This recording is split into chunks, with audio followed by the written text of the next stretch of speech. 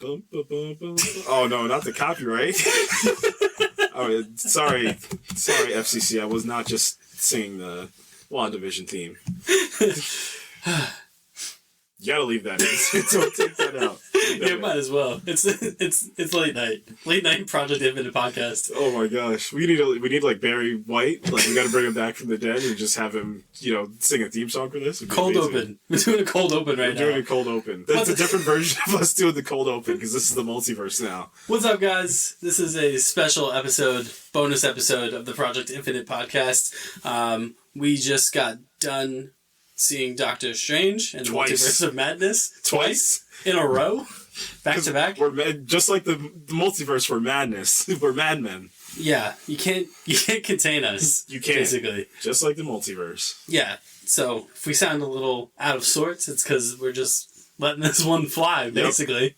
Yep. Yeah. So we saw Doctor Strange, Multiverse of Madness twice. Yep. Don't let that go unnoticed.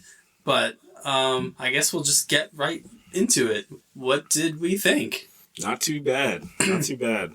I do have some gripes here and there, but this is something where I can't wait to get to Wednesday to talk this through with spoilers, but just overall, I mean, non-spoilers are usually for performances, and you want to talk performances, man, Elizabeth Olsen. Lizzie Olsen! Brought everything she had, I mean everything that she had to this. Yeah, she was definitely the standout for me. In a movie that wasn't kind of overwhelming with tremendous performances. Everyone was good, but she just was the star of every scene that she was in, which honestly I expected going into this. Right. I think anyone who watched WandaVision knew that she was kind of getting ready for some sort of ascent, right. Even going back to Infinity War and then the brief appearance of her in Endgame, it felt like something was brewing right. with her as an actress and Wanda Maximoff as a character. Right. And that totally pays off in this movie. If you thought that WandaVision wasn't necessary viewing before this... Absolutely necessary viewing. Yeah, big time. And that's a stroke of genius by Marvel if you think about it, because I know the whole sell from the beginning was, you don't need to watch these shows.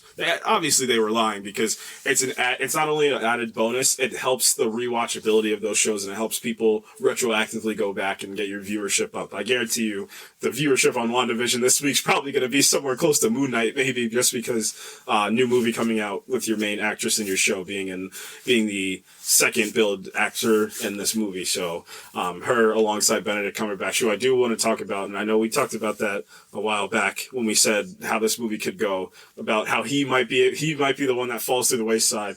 Absolutely not. I think he does a great job. This is the best he's been as Stephen Strange. Still no spoilers, but there's this question he keeps getting asked. There's like this theme of, "Are you happy, Stephen?" And he keeps saying, "Yeah, I'm happy." It's this little thing where he kind of gets to, and it also helps you're playing different versions. I mean, we saw that with Oscar Isaac and Moon Knight, but you see the range and you see the command that he has for this character, and like something that's so, could be deemed ridiculous or, campy or whatever it may be. I mean, he owns it every step of the way, and he really has embodied like the dynamic range of what Stephen Strange can be as a character. Yeah, I totally agree.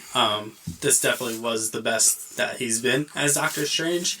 And I think why everyone asked that question of whether or not he would get lost in this is because of what this movie was kind of not promised to be, but what people are anticipating it to be. And to kind of keep the tether with WandaVision, we talked a few weeks ago about how people let their imaginations run wild, and then were a little let down that it was just a story about Wanda and Vision. Right. I can see people getting a little let down with this, because this feels and is tethered directly to being a Doctor Strange sequel. Right. A lot of what happens in this movie, a lot of Doctor Strange's kind of character arc has stuff directly to do with the first film. Right. And I don't think people were necessarily expecting that. Right. But that's what this movie is. It is a tried and true sequel to Doctor Strange. Right, and we talked about it with Spider-Man No Way Home and like the expectation thing. I think that's another thing that people are not going to be too keen on. It's the expectation of the type of movie that you're getting, and this is not a Spider-Man No Way Home situation. It's really not.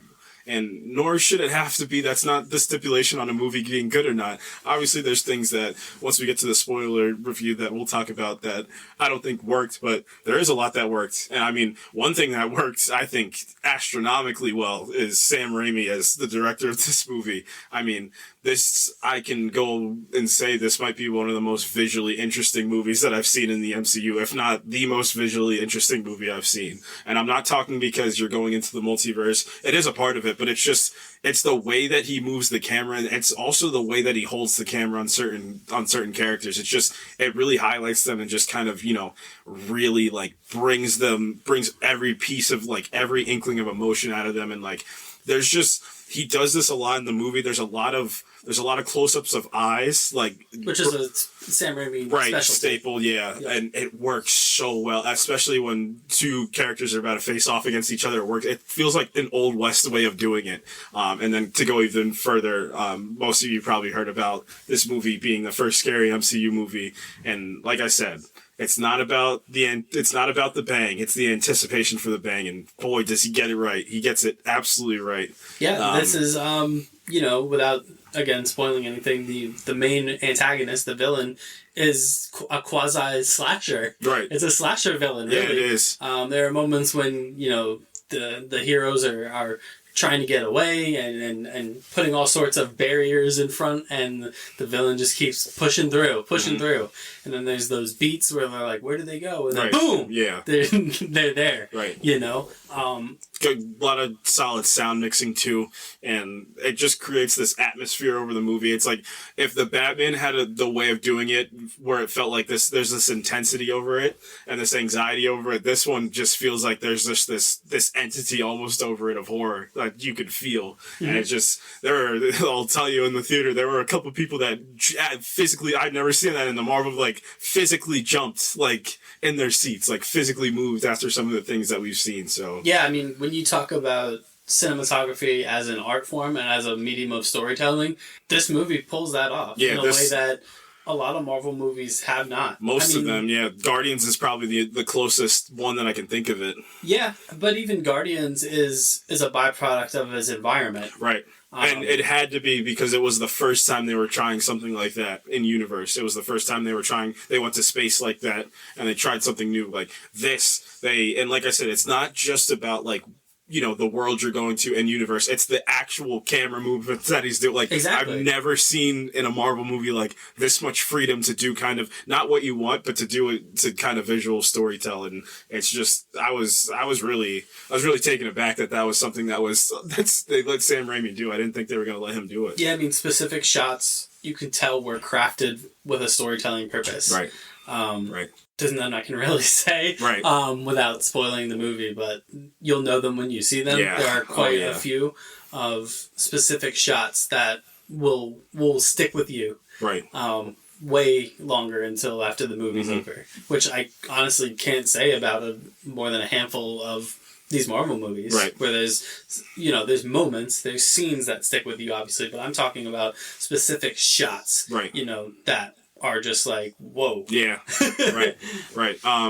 And this movie, it's like we said, it's not perfect. The pacing is definitely, that might be the number one thing. I felt that the second time around. Yeah. So the second time, you kind of feel that once this movie starts right out of the gate. Fast. Yeah. Like it starts extremely fast and loud, and you get through, and it kind of holds it for a little bit. Obviously, you do have your little bit of quieter moments in the first half hour, but it does run, and then you kind of get to a slow jog down to a walk, and it kind of hurts it a little bit because it's not a walk in the sense where you're kind of you're trying to world build a little bit more, because this movie has like an insurmountable task of world building, even more than like possibly like an Infinity War or Endgame, because this time around you're dealing with an infinite number of multiverses. So it definitely does stumble a little bit in that case, but somebody that kind of saves that a little bit is Xochitl Gomez as America Chavez. I think she's done a really good job. She plays really, I guess that's the new thing. He's just the Joel now of the MCU.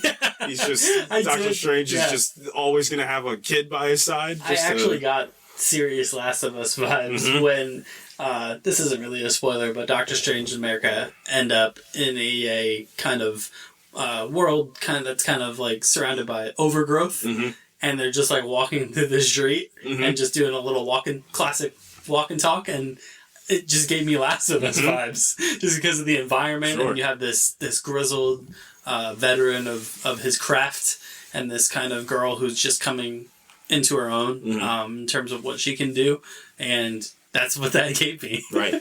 Yeah. So for those of you that don't know, America Chavez is one of the Young Avengers, which, like we said, it just keeps building and building. I think this is I think they're like 90% done. I think the last 10% is probably Hulkling, and then more importantly, Nathaniel Richards is probably the more important character to have in there. But basically, what she can do is she can punch holes in reality and not reality to get to different universes, and she's the only one like her. That's one of one, and that's very important. So. That's all I'll say on that until the spoiler review. But no, she does. She brings her best, and she really does have to stand up the task of having Elizabeth Olsen be one of the bigger stars, be the other big star of the movie too. And I think she plays it well. It's the Haley Steinfeld thing. It's just youthful exuberance. Got to get some good jokes in. You don't need to get good jokes in, but you know what I mean? Like, she gets a lot of good jokes in, and you could tell she's having, like, obviously in universe, she's not having fun because she's being chased through the multiverse, but out of, like, just her as an actress, you can tell she was having a lot of fun with these, some titans, honestly. Yeah. I think they've done a good job with these younger actors and younger characters in particular, and making them feel very distinct from one another in terms of how they react to the world around them. Right. You talk about Kate Bishop and how she was more or less like a Hawkeye Avengers fangirl. Right. America Chavez she's kind of just existing, you know what I mean? And she has a very disillusioned view of Doctor Strange in particular, which is a moment that is literally the first 10 minutes of the movie, where you kind of get her worldview and how she views Doctor Strange in particular. Right. So it's a nice little contrast between those two pairings. Yeah, this movie is extremely ambiguous as well. There's a really heavy layer of ambiguity because we're not told a lot of things, and it's unless Wong's involved, because Wong's the only like expositional dump character that I'll like allow in all these Marvel movies. And he's just, and Benedict Wong, give it up. Give it up for Benedict Wong. The most logical character in the entire. If you enjoyed his first piece, The Six Elemental Crystals, you'll enjoy his sequel, Explaining the Darkhold. Right, exactly. Right. Yeah. Let that man explain anything to you, and you'll get it. Because when he explains stuff, there's always a layer of like, oh my god, this is serious. Like this needs to be dealt with. Like, oh my god. Yeah. But yeah, like I said, you're not explaining a lot of things. I think, as well, this movie's 2 hours. It's a little over 2 hours. That's extremely short for extremely short for a modern-day Marvel movie. So I wonder what was cut out. Because I don't think this is a case of stuff that they chose, like, not to write in. I think there was I think there's a lot more that they filmed that they decided to cut out. Especially in the middle. That middle bit. Yep. There feels like there's something. I think that it was something in the third act, which I can't get into, but it was something it was the bridge between the first act and you feel like there's something that should be in there, but there's not. So it's really interesting. Some motivations go a little questioned as well. I mean, mainly from Wanda, they go a little bit questions. Like, you already get it answered in WandaVision, so there should be an added layer of it, but you kind of just keep going from WandaVision, which is good. But it's like, if you're going to present her the way they do in this movie, you would want a little bit more. Yeah. I can't even say much beyond that. Yeah, because where we left her in WandaVision is she's obviously kind of secluded herself with the Darkhold, but she seems like she's got a firm grip on like what she wants, and but there's that ambiguity. You're like, well, what's the deal with her? Right. The deal is answered in this movie. Yeah, it is. As it pertains to her character, which again, just I can't say enough good things. Oh my gosh, she's incredible. She's absolutely incredible. If there was anyone who threatened to overtake this movie from Benedict Cumberbatch, it was her. This could have easily been Doctor Strange and Scarlet Witch in the Multiverse of Madness. That's how much she's just a force of nature. She is. She really the character is. and the actor. Yeah. Is incredible. It's just some like, you know what she does really well? It's her facial expressions are like some of the best that I've seen, especially from an actress. Because what is she? She's like 32 or something, or 30. Like, that's young for Hollywood. Like, and honestly, her facial expressions marry real well with Sam Raimi's cinematography. Yeah, and I thought about that during a sequence in the second act. It's perfect because the way that and it goes back to like everything he was doing behind the camera, the way that he's framing some of the characters, he does that really well with Benedict in the second act of the movie too. There's a lot of great shading that goes on. There's a lot of great. I don't know, their lighting crew on this movie was also really good because it's like I said, this was so much more visually interesting than anything I'd ever seen. Cinematography wise, like actual camera movement wise. There was actual camera movement in this movie, which you never thought you'd get, but here we are. Yeah, and it just hits all the beats we talked about. Forget what we talked about this before, but we've truly entered. I guess Moon Knight. Honestly, we've just truly entered the comic book world. Right. That's what this movie is. Right. Oh my gosh! Yeah, times infinity. Honestly, there's monsters from other dimensions. There's some really creative use of Strange using the magic. He's just doing magic. Yeah, and that's a big thing of the movie too. Is one thing I really appreciate is, I know I talked about that level of ambiguity. I kind of like it in terms of magic because what happens is it's like, people want something that's just easily understandable, but that just doesn't. It's magic. It's not supposed to necessarily make sense. It's the whole Tenet thing. You're not supposed to immediately understand everything that's happening because that's it. Like, what did Thor say in Thor the first Thor? Magic is science you just don't understand yet. And like, I think there's even a line thrown out later in the movie where magic's used to create a piece of like technology. Like, he's probably gonna do some crazy things that you're not just gonna. You shouldn't have to have it answered right there, and I kind of appreciate that. Like, that's how far that he's come. And it's like, I love, like, especially when he's in Kamar-Taj, like, Wong's the Sorcerer Supreme, but you know that he's, like, the guy. Like, because they even explain it right from the jump in the movie. Like, he's, like, one of the top Avengers that stopped Thanos, and, like, the world knows that, like, he's that guy. I love that about this Marvel universe. Yeah, especially in Phase 4. This is just normal. Yeah. Like, he's at an event in this movie and stuff kicks off and he just boom whips the cloak out, jumps off a balcony, and people are taking pictures and it's people are like, here we go, Doctor Strange. This felt like you're like everyday like Doctor Strange. So like, this feels like if you were to pick up a comic book and it's like the beginning before whatever main story starts, and it's just like the heroes are fighting and then they just walk away and people are like, can I get your, like, that's where we are now. Yeah, it's literally, it's like a 5-second, like, quote-unquote suit-up. Right. Where he just, boom, throws the cloak on, changes into his Doctor Strange costume, and he's off. Mm-hmm. I thought it was really cool, because, that's where we're at now. These moments are just normal. Right.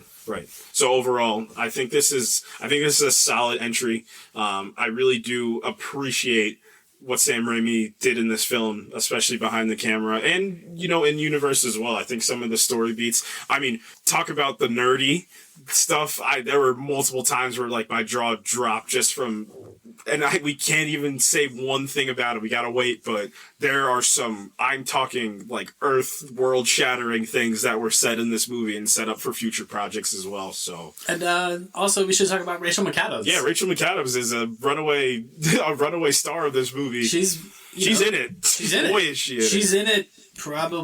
Not probably. I don't think it's probably more than Doctor Strange 1. I would venture to say it's definitively. Oh no! I don't even think it's remotely close. I think she's.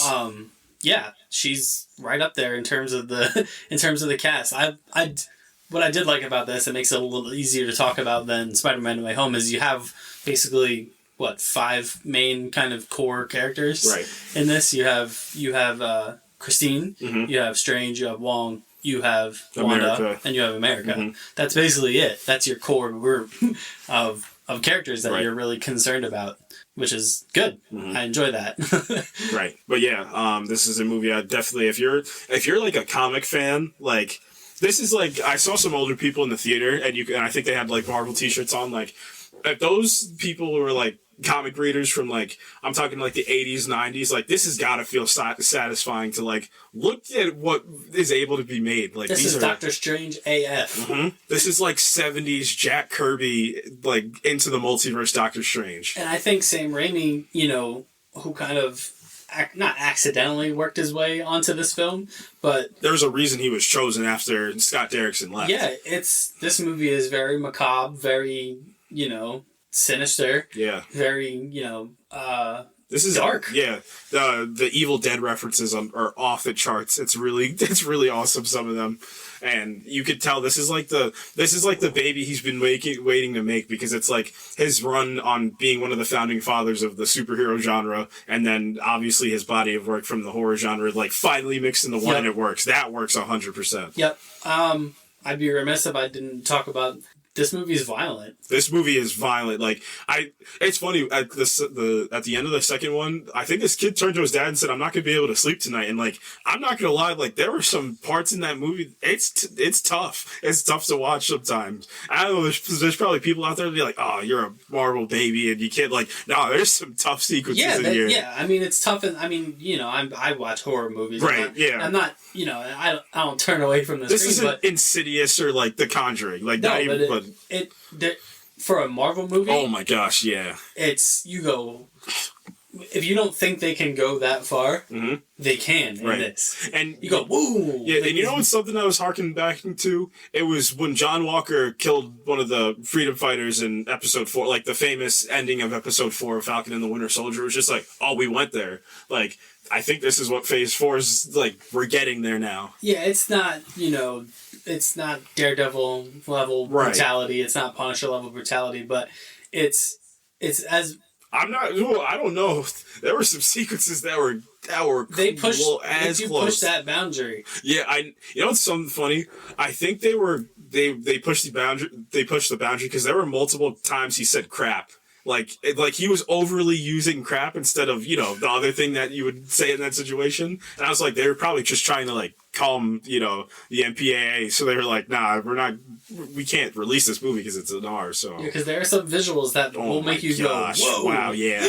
Like the theater reaction to some of them were like, they just how like the cameos get boy, do those sequences get some and like some like it's because you don't expect it. No, you don't go into this type of genre thinking that you're gonna get moments like that, but there's quite a few of them, and they happen in pretty quick succession. Yeah, they do. They do.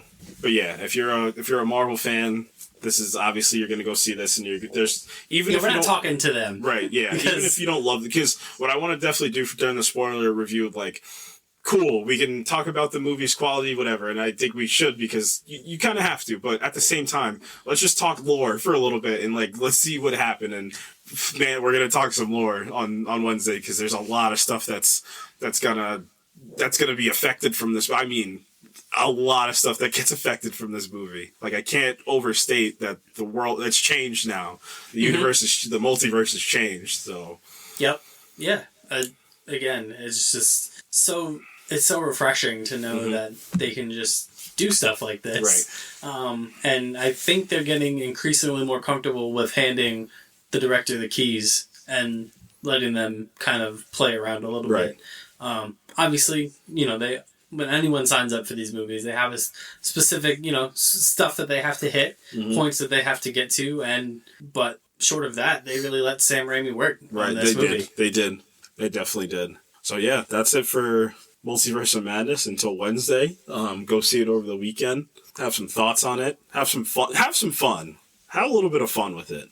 Yeah, try to have fun. Yeah. It's not a fun movie. It's a cool movie. And there's a lot of fun. There's fun in it, but overall, that's not a fun movie. And again, the standout for me, Elizabeth Olsen, just steals the show, in my opinion. Every scene she's in. From the opening you see her. It's just scene stealing. It's great. Yeah. You want to talk a little bit of Moon Knight I before think we get out of here? Yeah, Moon Knight season finale. So this one will be spoilers. We talked episode 1 through 5 in the main series. This is the review episode because we got to get these reviews in. Handcuffed us. Yeah, or boss is gonna kick us out. They're like Marvel's like, oh, Doctor Strange is out this week, but also Moon Knight is ending. Yeah, I'm telling you, imagine it's 2008. Imagine somebody goes into a coma and they wake up and they said, "There's a hippo god that's in the MCU right now." Remember when Iron Man was flying around? Yeah, so let's talk a little bit about Moon Knight's finale? Pretty cool. In terms of CGI third last episodes that we've gotten over all the shows minus Loki, this is probably my favorite. Yeah. I think this is my favorite. I think I'm in the minority where I like that Falcon and the Winter Soldier finale. But yeah, this one, it does have a lot of heavy lifting to do because you do need to pay off the emotional tolls that were taken from episode 5, but at the same time, you do need to, wrap it up. Yeah, you do need to wrap it up and get a little bit of action in there. The show felt like it could have been 7 episodes. Right. Especially because episode 5 just had to emotionally destroy us. Yeah. And now we're here. Then you're like, oh, the ending. Right. So yeah, we pick up, Amit's about to be released to the world. Harrow's won, but Mark balanced the souls and Steven was lost. For now, ... He's back. He's back. Steven's back. So he goes back. He goes and gets Steven. Osiris, I guess, is a big softie, and he says, "Open those gates up and bring both of them. Bring our boys home. Bring our boys home." So yeah, they get back. They get resurrected, and now their tether is much more smooth. Steven is now in tune with him being a part of Mark instead of him being his own person. So now he has full access to Mark's fighting ability, which gets used so well in one sequence in this. Yeah, for everyone who was concerned and/or complaining about there's not a whole lot of Moon Knight in this Moon Knight show. Get a lot of Moon Knight in this finale. Which I predicted. I knew this. It's the last episode of the season. We were going to get a lot of Moon Knight. So yeah, some of the sequences were really good. We had a full-out kaiju fight with Amit and Khonshu. So Khonshu's back. He feels Mark be resurrected, so now he can latch onto his body. And then, lo and behold, freaking Layla gets her own. So Layla, it's the payoff for all my comic fans out there. She's finally turned into the Scarlet Scarab, which a lot of people were theorizing. So Thuat takes her, right? Yeah. Sure. Takes over as now, that's her avatar now. So basically, it's the best crime-fighting couple in the MCU until Reed and Sue make their debut. Right? We got anybody else? Pepper and Tony? Wanda and Vision, but that's not a thing anymore? That's not a thing, because Vision is dead. And then he died again, and then he flew away, because he had a philosophy lesson, and then he flew away. Maybe I'm the monster. Maybe I am the monster. But at this current moment, it is Scarlet Scarab and Moon Knight are the couple to beat. Ant-Man and Wasp? I guess they're Avengers. Moon Knight will be an Avenger. Layla will be an Avenger. I don't know about Moon Knight. I don't know about all that. But yeah, pretty cool finale. Very cool. Yeah. A lot of, like I said, it's a lot of heavy lifting that needs to be completed, and they do a pretty solid job at that. I'm not gonna lie, that sequence that was off screen where Amit took care of the rest of the gods is actually pretty sick conceptual wise, because she was just like, yep. There's a reason that you guys had to lock me up and I'm about to go off, and she does. Just piggybacking real quick, that Scarlet Scarab outfit is sick. It's so good. Sick. It's incredible. It's awesome. The costuming in this show has been pretty on point. Mm-hmm. I love the Moon Knight design too. Right. And Mr. Knight. Yeah, Mr. Knight. It's like, again, going back to Doctor Strange. Right out of the comic book. Yeah, I think people take it a little too seriously. And Phase 4 has been, and then obviously we talked about the set leak from Guardians of the Galaxy 3. They're just doing the comic. Yeah. And I mean, I think the biggest one from Phase 4 is the Captain America suit. For me, it's between that and it's the Spider-Man No Way Home finale suit. Right. Where he's classic blue and red, Spider-Man. Right.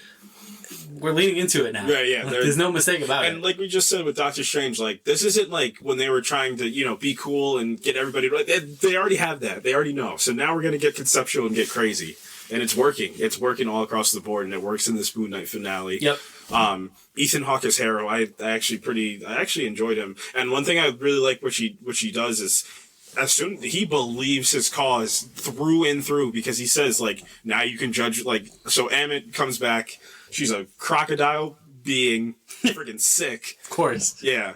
And he says, now you can judge me, and if my scales aren't balanced, so, if they're imbalanced, then, you can kill me. It's fine. And then she says, no, I think you're pretty cool because you brought me back to life. I really appreciate it. So now you're my avatar. And you got to think he's like, God dang it, I just got out of being somebody else's avatar. Now I got to go back to this. Also, how did he not think that was going to happen? Well, he thought he was just going to get judged and then die. Nah, man. You're the main villain. You're Ethan Hawke. You have a greater purpose. You do. You were in Training Day. You do have a greater purpose. I'm back. I'm back from last week. And then I guess the big thing that comes off the back of this is it was teased and hinted at. Right. So basically, we're in the climactic fight of the finale. It's popping off. Harrow has the upper hand. He has the high ground now. Amit and Khonshu are like the size of the pyramids, and they're fighting, and Amit's got the upper hand on Khonshu, and then Mark blacks out again, and then this time you're like, it's gotta be Jake. This time it's gotta be Jake Lockley, because before it was like you kind of think, and then it gets it back, and you really think, but now it's like confirmed that it's him, because they both this time say like it wasn't me and it wasn't me, like, and I'm talking just dropped. But I mean, Harrow had the like death shot on him, and he said, and there were just bodies on the ground and like just role reversal. So yeah. Jake Lockley is a psychopath. Yeah, and then we get the scene too with Khonshu at the end. Khonshu's sitting in a limo. That's right out of the comics too, but it's still live action. It's hilarious. Khonshu's a clown. I love Khonshu. He's a jokester. And he's hilarious. Right this way, break Mr. Harrow. Break his windpipe. Right this way, Mr. Harrow, sir. Let me introduce you to my good friend. Yeah. Jake Lockley. Yeah, Jake Lockley has a cabbie hat on. Speaks Spanish. Just speaks full Spanish. Doesn't speak a lick of English, and I love it.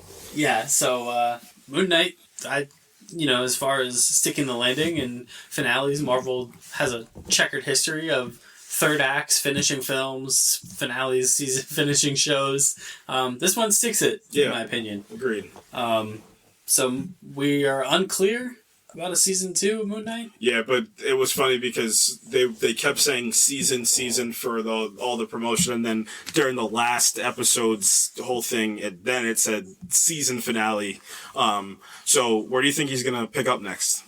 I think the next is probably gonna pick up, figuring out Jake Lockley. Right. I think that and folding him into this relationship between Mark Spector and Stephen Grant, right, and figuring out, kind of doing not as prolonged as what this season did with Mark and Steven's journey, but kind of Mark and Steven kind of ingratiating Jake, right, into the fold, right, and making Moon Knight more of a kind of a vigilante, like a right, tried and true vigilante. Right, now. Because that's the whole thing about Moon Knight. He's supposed to protect the travelers of the night, and now that Amit and Harrow are gone, it's going to be more of like, I'm going to just start operating and being my own hero, because now it's like the hero's journey thing, because now you had a task, and like that's one thing with like superhero storytelling, or just, hero-based storytelling in general, like they need the call to action to like actually do good for good's sake, and I think Mark can use that especially. Yep. Because he learned a lot from Steven. I do think the next time, garnering whatever's going to happen, I do think the next time that we see Mark Spector / Stephen Grant / Jake Lockley, it's going to be the Midnight Suns. I do think that's the next thing that we're going to see them in, even before a season 2. I think we're going to get just that tease with Blade and Dane at the end of Eternals. It's too easy. That's going to be it depends on how they want to do this and what the time frame is, right, what the timeline is for right, it. We don't know a whole ton about this Blade movie, especially as pertains to release dates or storylines or anything like that. Also, even more importantly, what's next for Black Knight? Because I think the way that they're trying to gear it up, I think he's gonna get his own movie. I don't even think they're gonna do a Disney Plus show. I just think that Dane's gonna be, because you get Kit Harington, you probably give him his own movie, to be honest. So but at the same time, I mean, he's no stranger to premiere TV. And we just did see. I mean, Elizabeth Olsen get elevated back to the movies from a TV show, and we saw Oscar Isaac. I mean, one of the most acclaimed actors in the world, just do a Marvel TV show. Yeah, so I think the lines as far as Marvel's concerned are kind of blurred. Even just the Disney in general. Mm-hmm. We're seeing Ewan McGregor come back for a Disney Plus property coming up in a few weeks. That trailer. So, I don't think Disney sees their TV shows that are connected to these larger universes. think they necessarily see them as lesser than. And what a day to kind of make that point too is today. Yeah, because again, if you missed the thought, or if you didn't think that WandaVision was appointment viewing for Doctor Strange 2, it is. Yeah, definitely is. You can get away with it because they kind of do give you the gist of what happened with WandaVision, especially like the major beats as it pertains to her and her children, and how she feels about that. But if you want the full thing and really feel the weight of that performance, right? I think that's what's more important. Is I don't think you're gonna feel you might have an inkling of what's going on, but you won't feel the weight of her her arc if you don't. If you haven't seen what she's experienced in WandaVision, because there's some heavy stuff in there. She can't win. She cannot win. That's kind of the theme of that movie too. That's the theme of her character in the MCU as a whole, is she can't win, and that's a little piece of the Scarlet Witch as well. Just in Marvel Comics too, is like, I mean, she's not accepted amongst the X-Men because she almost eradicated all of them. The Avengers don't necessarily accept her. Like, she doesn't have a home. Like, she can never find a home, and it's tough. It's a tough thing to have to deal with, and I think the MCU does a really good job at taking that and really running with it, because it's like, outside of House of M, it's not really like a focal point. I mean, House of M is like a universe shattering event, but I think the MCU is making it like a known cornerstone that this is going to be something that's super important. And then Elizabeth Olsen signed that picture deal. So what is this like 2 out of, or 1 or 2, I think, because of Wanda. I think it's project based. So it's like, this is 2 out of 7 or something like that. So yeah, she'll be back. Yeah. She's, one of the most compelling characters in this entire Marvel Cinematic Universe. Versatile characters as well, because of what they can do with her and what we've seen. We've seen her be the hero of heroes, and we've seen her really start to blur those lines. So started as a villain, became a hero, and now she's kind of floating that gray area going into Doctor Strange. Right. So, but Moon Knight. Yeah. I do think that of massive things that's going to happen is it's the timing of Thor, Love and Thunder. It's because I think that we're going to see, because I think we already said we're going to see Bas, the Panther God. We're going to see Zeus already. So the Olympic god, or the gods of Olympus. So the Greek mythology gods. And then I think we're going to do the Egyptian gods. It's like, it's funny. The timing's so close. It's so close to each other. And I'm not going to be surprised if he tries to kill maybe like Khonshu, or maybe he goes to Osiris. Like, maybe he just tries to go around killing those gods too. And that tease from Taika Waititi saying that they might have the best villain, and I believe it. You guys don't know. I read that Thor God of Thunder run. Oh man, Gore is one of the toughest villains I've ever read, and I've read a decent amount. He is an issue, an absolute issue.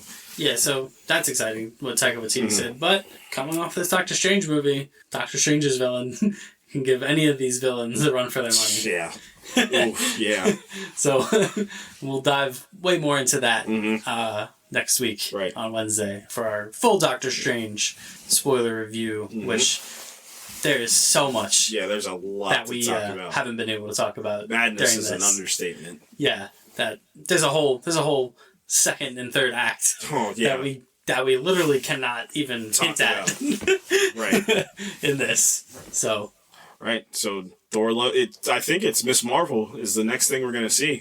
Miss Marvel is June 8th. Summer, yeah, and then we saw that it's funny, like, that people already saw the trailer, but when the trailer comes on in the theater, everybody's still reacting to it when it's there. That Thor Love and Thunder trailer was perfect tease. No gore, just a little look at Jane Foster as Thor. And also, I mean, real quick before we get out of here, speaking of trailers. Oh yeah, there was no way we weren't going to talk about it.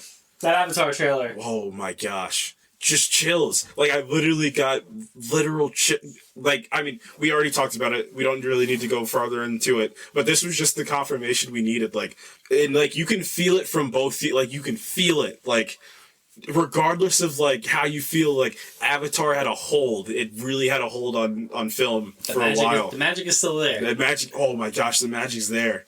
And like, there's like, there's like 3 lines of dialogue in like an almost 2-minute trailer, and it's the same thing, just existing on Pandora again, just with the spiritual aspect and like of the world. And everything looks so much better. Yeah, and I talked about the Disney blockbuster, like the non-Marvel Disney blockbuster. Like, it feels like you got that feeling again that I've been itching for. Like, you've got it.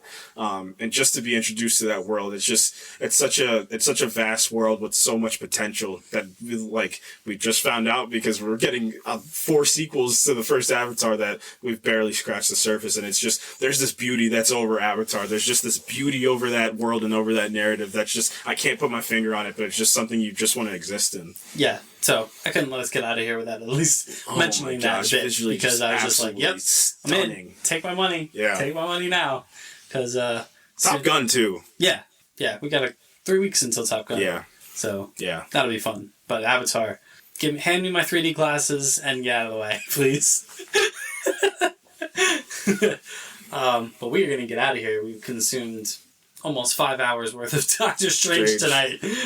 In 4 minutes of Avatar. Yes. And it's not enough. No, not nearly enough. It's not enough. December can't come soon enough. If you don't think we're going to the theater to see the Avatar when they re-release it, you're wrong. And we're also going to review it when that happens too. Absolutely. Yeah. 100%. But until next week, till Wednesday, when we give our full thoughts and review on Doctor Strange and the Multiverse of Madness, you can follow us on Twitter at ProjectINF_pod. You can follow us on Facebook, where this and every other episode that we come out with is released on Facebook. It's live. Day and date. We're doing it live, pal. It's live. You can follow us on Instagram. At the Project Infinite Pod. Thank you. And yeah, that's going to do it for us. No, that's it. Yeah. We just needed to talk about we just needed Doctor Strange so we can talk about the Avatar trailer. That's why. Yeah, this is an Avatar 2 trailer. Oh, we're adding it to the Pantheon of the podcast. That's what it's going to be called. The Pantheon of the podcast. What a great name that I just came up with at 1:30 in the morning. Yeah, it is late. It is late. We're going to get out of here. We'll see you next week. Goodbye.